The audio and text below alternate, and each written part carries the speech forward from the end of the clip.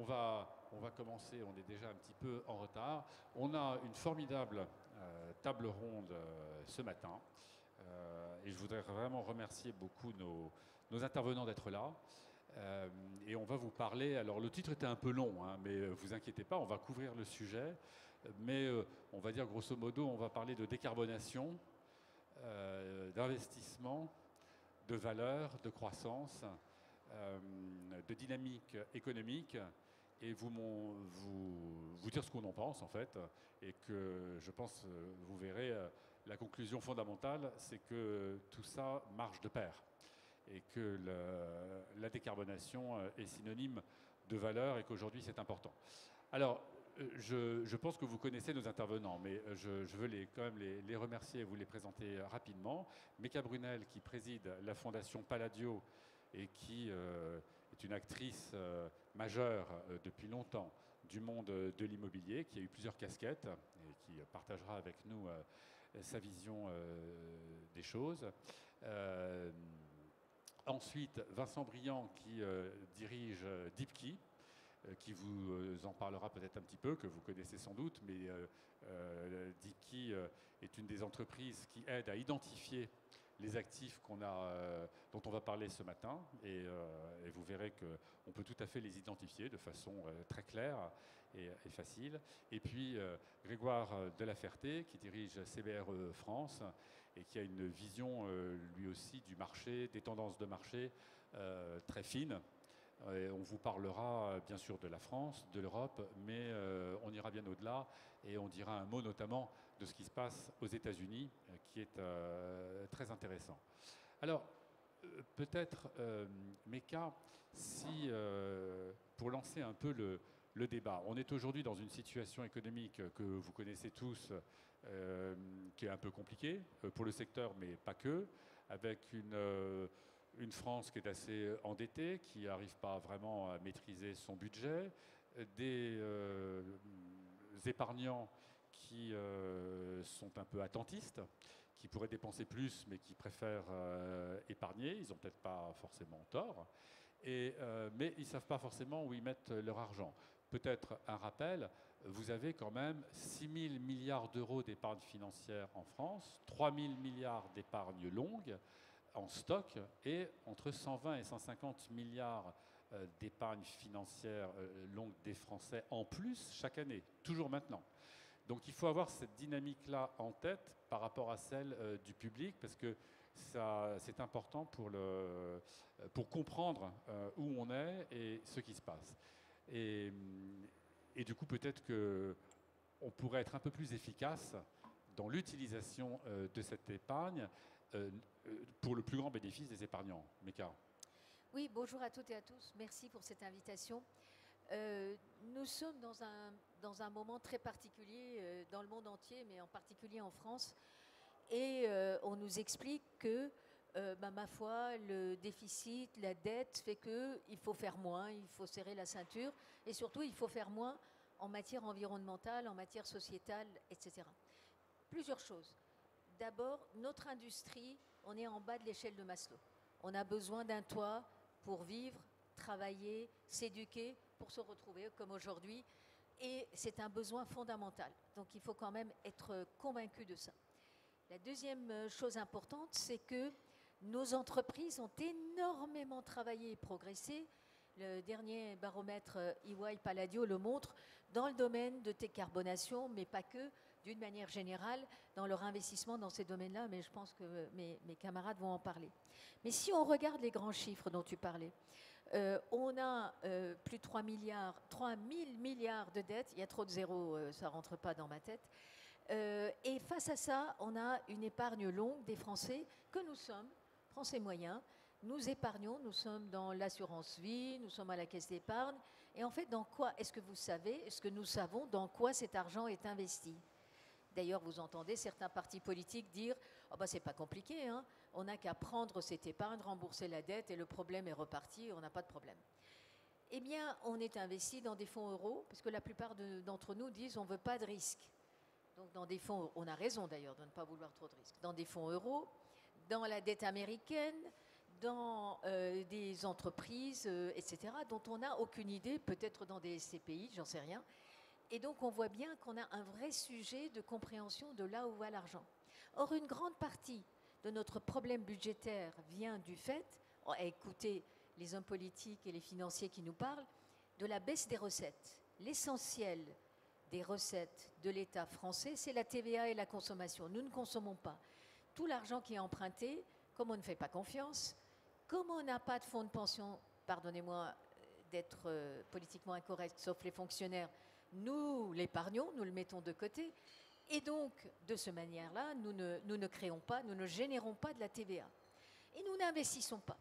Donc je pense que là où on peut travailler, tu parlais de 3 000 milliards, si on prend 1% de ce montant-là et qu'on l'oriente vers la régénération urbaine, on peut accélérer la transformation de nos villes en matière d'usage, en matière environnementale, en matière sociale, en matière sociétale, et surtout créer des emplois, parce que dans notre domaine de l'industrie, de l'immobilier et de la ville, les emplois, plus de 2,5 millions aujourd'hui, sont des emplois locaux.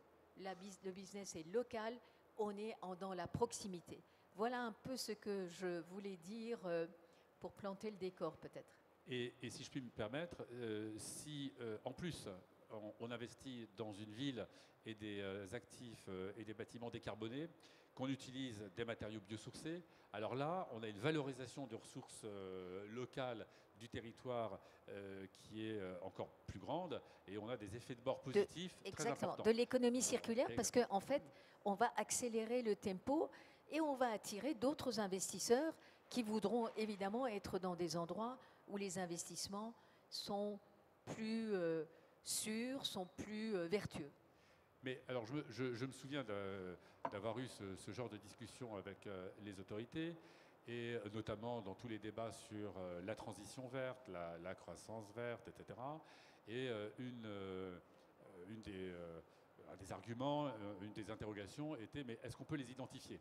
Comment on fait pour que finalement, le cas échéant d'ailleurs, on repense la thèse d'investissement, si je puis dire, du livret A, hein, par exemple, puisque le livret A quand même fonctionne pour a priori financer le logement social, et ça c'est des arbitrages qui datent des années 50 hein, sur l'utilisation de notre épargne. Il serait peut-être pas inutile de repenser ce qu'on fait de cette épargne, mais, et d'ailleurs il n'est pas utilisé en fait de facto aujourd'hui, mais finalement est-ce qu'on est capable d'identifier les bons actifs? Et je pense que oui, Vincent. Oui, bonjour à toutes et à tous. Merci Stanislas, SIPCA et BBCA de nous recevoir. Oui, aujourd'hui, il y a même trop de données pour pouvoir le faire. Donc, il y a suffisamment d'informations. Il faut la rendre fiable, utiliser l'information qui existe, l'information réelle. Mais on sait aujourd'hui très bien identifier comment un bâtiment se comporte et est-ce qu'il est plus ou moins performant, toutes choses étant égales par ailleurs, que ses pairs. Et donc ça, c'est une information qui est une bonne nouvelle, c'est qu'aujourd'hui, on sait identifier massivement, grâce à l'intelligence artificielle, les bâtiments qu'il s'agit de rénover, combien ça va coûter pour les rénover, combien ça va rapporter, quel sera le retour sur investissement, et pas uniquement financier, mais aussi le retour sur investissement carbone. Parce que c'est quand même dommage, et c'est ce que nous faisons avec Nuco, d'investir dans un bâtiment si on pourrait faire des économies d'électricité alors qu'on a une pompe à chaleur et que le retour sur investissement carbone va être de 40, 50 ou 60 ans. Et je crois que, pour rebondir sur ton propos, Meka, qu'aujourd'hui, il y a des problèmes dans notre industrie et dans l'économie qui sont réversibles. La géopolitique, les tarifs, et même les budgets, je pense que c'est réversible, on peut s'en sortir. Il y en a d'autres qui ne le sont pas. Et le changement climatique, la biodiversité sont les sujets qui sont foncièrement, durablement, pas réversibles si on ne les traite pas comme il faut. Et juste un point là-dessus, hein, le CO2, il reste 100 ans là-haut. Hein. Donc on est déjà, de toute façon, avec une masse que tout ce qu'on fait aujourd'hui aura, je ne veux pas décourager les uns les autres, mais a assez peu d'impact. C'est absolument nécessaire de le faire parce que sinon on va tous cuire au sens propre du terme. Mais comme tu le dis, je veux vraiment que tout le monde soit bien conscient de cela. Il y a une hystérésis, un effet d'inertie énorme et voilà, contre lequel on ne peut rien. Donc il faut agir et ça, l'impératif d'action ne va pas changer demain. Oui, durablement, même si, comme dirait Al Gore, on a limité, réduire nos émissions mondialement, générer dès les premières années des bénéfices positifs pour l'économie et pour l'humanité. Et donc, dans notre industrie qui est celle de l'immobilier, je crois que le marathon a vraiment démarré. Et donc ça, c'est une excellente nouvelle, c'est que c'est partie prenante de l'équation économique, c'est partie prenante du métier pour un certain nombre de raisons. Et on peut en citer 3. Il y avait historiquement en Europe, on était pas mal poussé par la réglementation. Ça s'est un peu calmé parce que peut-être qu'on est allé un peu trop loin, on va peut-être en reparler. On a aussi beaucoup la relation avec les locataires. C'est intéressant de voir que nos clients utilisent notre technologie pour en fait discuter avec les locataires, même des locataires qui sont monolocataires, des bâtiments sur lesquels a priori le propriétaire n'a pas grand-chose à faire. Et si, grâce à des audits énergétiques automatisés, on arrive à discuter avec le locataire en disant écoute, je veux que tu restes, on va renégocier ton bail et donc je vais t'aider à financer ou je vais t'aider à identifier ce qui est possible de faire dans la durée. Et la troisième chose qui est la plus importante, c'est que les propriétaires immobiliers maintenant réagissent, même si les évaluateurs n'ont pas encore fait ce travail d'évaluation de l'impact du changement climatique et de la durabilité sur la valeur des actifs. Les propriétaires se positionnent en disant mince, si demain je dois vendre mon bâtiment à un nouveau propriétaire, eh bien je vais faire tout pour mettre en valeur mon bâtiment pour éviter d'avoir à négocier une décote de ce bâtiment, quelle que soit cette décote. Donc je crois qu'on a les drivers fondamentaux aujourd'hui sur le marché pour continuer à agir et à agir plus vite sur la question de la décarbonation. Peut-être une question avant de passer la parole à Grégoire. Est-ce que la dynamique aux États-Unis, malgré les débats actuels, est toujours positive? Est-ce que ça continue? Tu évoquais effectivement l'omnibus, les débats sur la réglementation de reporting en Europe. Je pense qu'on est effectivement allé un peu trop loin, trop vite. Néanmoins, surtout sur le carbone, on est sur un fondamental qui ne va pas changer. Tout le monde continue à faire son bilan carbone et tout le monde continue à rechercher des actifs qui permettent de piloter dans le bon sens son empreinte carbone. Quelle est ta perception aux États-Unis des acteurs avec lesquels vous travaillez? C'est une perception microéconomique. Je n'ai bien sûr pas une vision globale de ce qui s'y passe. En revanche, aujourd'hui, près de 20% de notre chiffre d'affaires vient d'Amérique du Nord et j'y suis tous les 2 mois. Et ce que j'ai observé avant et après l'arrivée de la nouvelle administration, c'est que peut-être que la nouvelle administration n'est pas une si mauvaise nouvelle que ça pour le climat. Parce qu'il y avait une époque, avant l'arrivée de l'administration Trump, tout le monde, il y avait une tendance à vouloir s'associer à toutes les initiatives de décarbonation, parfois avec un peu de greenwashing, si ce n'est beaucoup. Et puis, il y avait la moitié de l'Amérique qui n'était pas d'accord avec ça, qui ne voulait rien faire, mais qui se taisait. Aujourd'hui, il y a une inversion de la posture et de la communication. C'est ceux qui disaient rien, certains États texans, etc., qui ont pris la parole et sont très contents de dire « nous, on n'y croit pas au climat, c'est nul le wokisme, c'est nul le ESG, on arrête tout ça ». Et en fait, il y a un phénomène inverse qui s'est produit sur les côtes Est et Ouest, qu'on appelle le green hushing. Donc on est passé du green washing au green hushing. Ce sont les grands acteurs américains de la finance qui sont basés dans ces États, on va dire plutôt progressistes, qui eux continuent à mettre en œuvre des actions, de plus en plus, continuent à investir, y compris en Europe, et qui en revanche se taisent, se font très discrets. Donc hushing, ils se taisent, mais ils continuent à agir. Nous, notre plus gros client aujourd'hui, c'est Blackstone. Intéressant. Et alors, Grégoire, quelle est de votre côté justement la perception du marché, son évolution, vers quels actifs, quels acteurs? Est-ce que les Américains sont toujours présents en Europe? Enfin, quelle est votre vision sur tout ça? Alors bonjour à toutes et à tous et merci effectivement pour cette invitation. C'est vrai qu'on a un tournant de marché très particulier en réalité, puisque aussi bien les marchés investissement que les marchés locatifs sont maintenant contraints pour rester politiquement corrects. Et en réalité, qu'est-ce qu'on observe? On observe que ce sont les actifs les plus performants qui attirent l'attention, que ce soit des entreprises ou que ce soit des investisseurs. Et de ce point de vue-là, en fait, les directives qui ont été maintenant lancées il y a un certain nombre d'années restent tout à fait valables. Ce qu'on observe également, ce sont principalement les grands groupes internationaux, que ce soit du côté investisseur. Il y a une publication qui a été faite pas plus tard qu'en début de semaine concernant Paris Trocadéro, qui est un très bon exemple et qui est un véritable marqueur d'un marché de l'investissement qui redémarre selon un schéma qui était assez bien identifié en fait à l'origine. Et puis qu'est-ce qu'on voit également du côté des entreprises, des utilisateurs?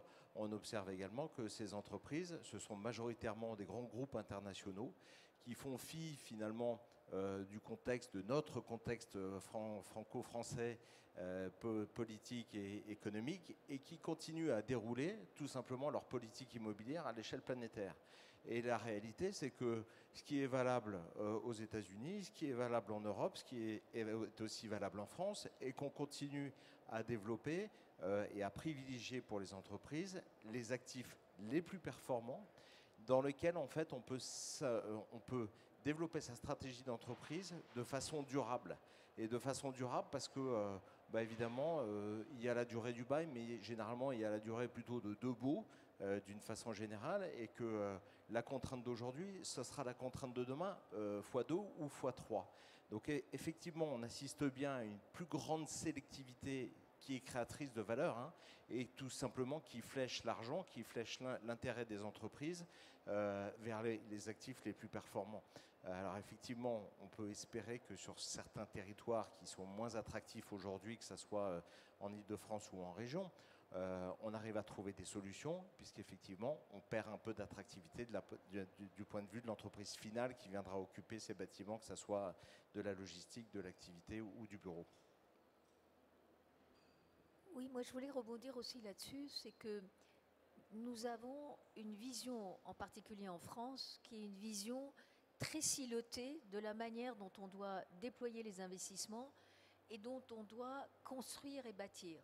On dit voilà, logement social, pas social, moyennement social, accession, étudiants, personnes âgées, etc. Tout cela a mené à une situation exceptionnelle, c'est que nous manquons de logements dans toutes les catégories. C'est quand même remarquable, là où on est arrivé. Remarquez, il n'y a pas de jaloux maintenant, hein, donc tout le monde est d'accord. Et en même temps, on a besoin de revoir tout le tissu urbain de nos actifs pour les adapter à un usage plus utile, plus respectueux et plus répondant mieux aux besoins qu'il y a, et notamment en immobilier d'entreprise, mais pas que, hein, d'une manière générale. Donc on a besoin de réfléchir globalement. Tu parlais comment dirais-je, du livret A et de méthodologie. On ne peut plus fonctionner, le livret A n'arrive pas à déployer les montants qui sont collectés. C'est un vrai sujet. Il faut quand même se poser, parce qu'on n'arrête pas de dire il n'y a pas d'argent. En vérité, je ne dis pas que nous vivons sur l'or, mais nous avons besoin de l'économie circulaire aussi dans ce domaine-là, à travers aussi des actions collectives, des capacités de nos acteurs.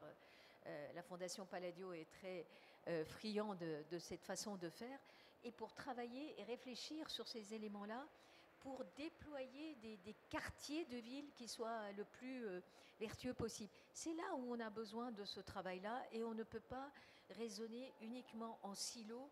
Silo après silo, ça ne marchera pas, et ça aboutit à la situation dans laquelle nous sommes. Et oui, il y a aussi un point très important qui a été abordé tout à l'heure, avoir la bonne lunette. Parce qu'on a beaucoup d'indicateurs, de reporting, et je crois que c'est toi, Vincent, qui parlais de ça tout à l'heure. On a beaucoup réfléchi en efficacité énergétique, donc c'est important, là je prêche évidemment aussi pour la paroisse BBCA, mais d'avoir la lunette carbone. On peut faire de l'isolation, est fondamentale évidemment dans la performance, notamment en exploitation, la performance énergétique, la source d'énergie, tout ça, il n'y a pas de doute sur le fait que ce sont des vecteurs de performance essentiels. Néanmoins, il y en a qui ont émis beaucoup de carbone en cycle de vie, et il y a des solutions qui sont au contraire très sobres en émissions carbone. Voilà, donc il faut vraiment avoir la bonne lunette. De ce point de vue-là, on en parlait hier avec Robin Rivaton aussi, qui a remis son rapport sur la réglementation française RE 2020. La France est plutôt en pointe, la réglementation a évolué dans le bon sens, elle a la bonne lunette, et puis en plus, après on peut discuter des niveaux d'exigence, mais elle nous donne une perspective à moyen terme. Je voulais vraiment revenir là-dessus, ça me paraît absolument fondamental. Et ton point aussi, Meka, je trouve, est essentiel.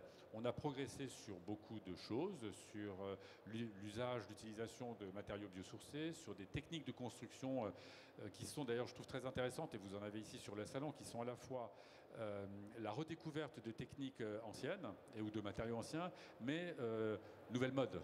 C'est-à-dire qu'on ne va pas les utiliser pareil, on va essayer d'industrialiser la façon de les utiliser dans les modes constructifs. Et ça, c'est important, mais on n'est quand même pas très très en avance sur le recyclage et le réemploi.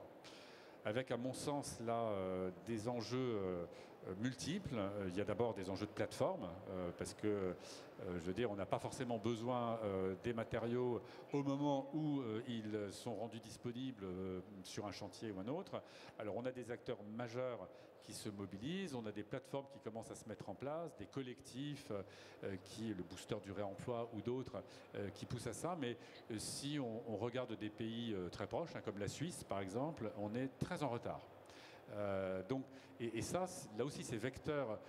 Là, on parle de valeur. Il y a la valeur de l'actif lui-même, mais c'est aussi vecteur de valeur, d'effets indirects collatéraux très positifs en termes d'emploi, en termes de création de nouvelles chaînes de valeur, de richesse, d'expertise, etc. Donc là, il y a peut-être quelque chose à faire. Et dans les discussions qu'on avait eues pour préparer un peu cette table ronde, j'avais trouvé très intéressant le fait aussi qu'au-delà on va dire, de l'intégration dans la valeur du bien, s'il est performant en carbone, qu'on commence à voir, hein, et ne serait-ce que par la liquidité du bien. Hein, c'est évidemment, s'il y a une préférence du marché pour lui, une préférence des investisseurs, etc., c'est très intéressant. Mais il faut reconnaître que ça ne se retrouve pas toujours non plus dans un contexte difficile dans le prix. Néanmoins, tu me disais, Vincent, que c'est devenu un argument de négociation. Ça, je trouvais ce point-là assez intéressant aussi. Oui, mes camarades de panel ont certainement plein d'exemples, mais c'est assez incroyable. Vous prenez un actif qui vaut 100 millions d'euros, 50 millions d'euros, disons. C'est la valeur que vous espériez avoir, c'est la valeur que vous aviez dans vos comptes. Et puis sur le marché aujourd'hui, problème de liquidité, taux d'intérêt élevé, difficulté de marché, vous arrivez péniblement à espérer en avoir 40, pour un prix de 40 millions. Vous allez avoir un acheteur potentiel en face qui va vous dire comment vous vous situez d'un point de vue décarbonation, d'un point de vue décret tertiaire, alignement aux accords de Paris, d'un point de vue crème, quelle est votre note graisse, etc. etc. Et il va utiliser ça, même si lui, il ne le fera pas forcément par la suite, en disant je suis désolé, ton actif de 40 millions, là, il y en a pour 10 millions de travaux pour le mettre sur l'alignement aux accords de Paris. Et donc, moi, je t'en propose 30, hein, parce que je vais falloir que j'investisse ces 10 millions. Et donc, être préparé. Avoir fait ce travail d'investissement, de rénovation, avoir analysé, avoir fait soi-même ces hypothèses de décarbonation pour dire attends, on a déjà investi 5 millions il y a 3 ans et nous, selon nos calculs, le bâtiment il est nickel jusqu'à 2045 et donc il faut peut-être 1 ou 2 millions de plus. Donc je suis prêt à passer de 40 à 38, mais pas en dessous. Cette préparation aujourd'hui, on le voit chez tous nos clients. Pour vous donner un exemple, depuis un an, les nouveaux clients qu'on accompagne, avant, ils mettaient tous en priorité les actifs Core Plus qui gardaient sur le long terme parce que ceux qu'on va vendre, c'est pas la priorité. Travaillons avec les bâtiments qu'on va garder longtemps parce que c'est ceux-là qu'on va améliorer. Depuis un an, depuis septembre dernier, c'est incroyable, c'est l'inverse qui se passe. Tous les nouveaux clients qu'on accompagne, c'est alors je vais mettre tout de suite les bâtiments que je vais vendre. Parce qu'après, ils vont négocier les acheteurs potentiels, que je suis moi-même parfois en tant que vendeur, acheteur potentiel. Et ce phénomène, ce n'est pas un phénomène qu'en France, ce n'est pas un phénomène qu'en Europe. Aux États-Unis, ils appellent ça le NBA, Next Buyer Analysis, qui est vraiment, je vais me mettre dans la peau du prochain acheteur pour faire en sorte de maximiser mon investissement, maximiser la rénovation de mon bâtiment, maximiser mes hypothèses de travail sur la trajectoire de décarbonation pour éviter de me retrouver en situation de devoir négocier un prix à la baisse de mon bâtiment. Donc les évaluateurs immobiliers n'ont pas encore dit quel était l'impact réel du brown discount ou du green premium sur les actifs. En revanche, au quotidien, on le voit de plus en plus. Il y a effectivement des négociations qui se font lors des transactions. Et il y aura sûrement quelque chose à dire d'ailleurs là-dessus. Et j'avais une question complémentaire également pour toi. Tu parlais de prescripteurs tout à l'heure. Est-ce qu'on peut identifier dans la nébuleuse des prescripteurs, il va y avoir les promoteurs, les aménageurs, l'investisseur, l'utilisateur, quels sont les plus dynamiques, ceux qui sont le plus engagés ou conscients de l'intérêt de la décarbonation ? Alors, juste pour rebondir au préalable, effectivement,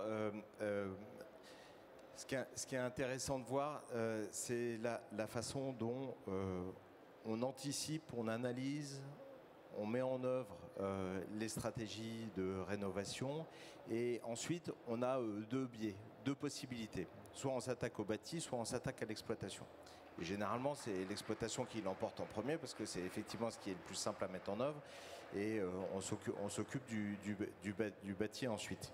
Donc ça, c'est la première chose qui nécessite, et c'est ce qu'on fait chez CPRE en accompagnant l'ensemble de nos clients, c'est de commencer par analyser, de mettre en place des stratégies, de les mettre en œuvre et ensuite de les suivre. Surtout parce que c'est vrai que de définir l'ensemble de ces stratégies et d'investir des CAPEX de façon importante sans avoir réellement des KPI sur les retours sur investissement n'ont pas beaucoup de sens. Donc ça c'est la première chose.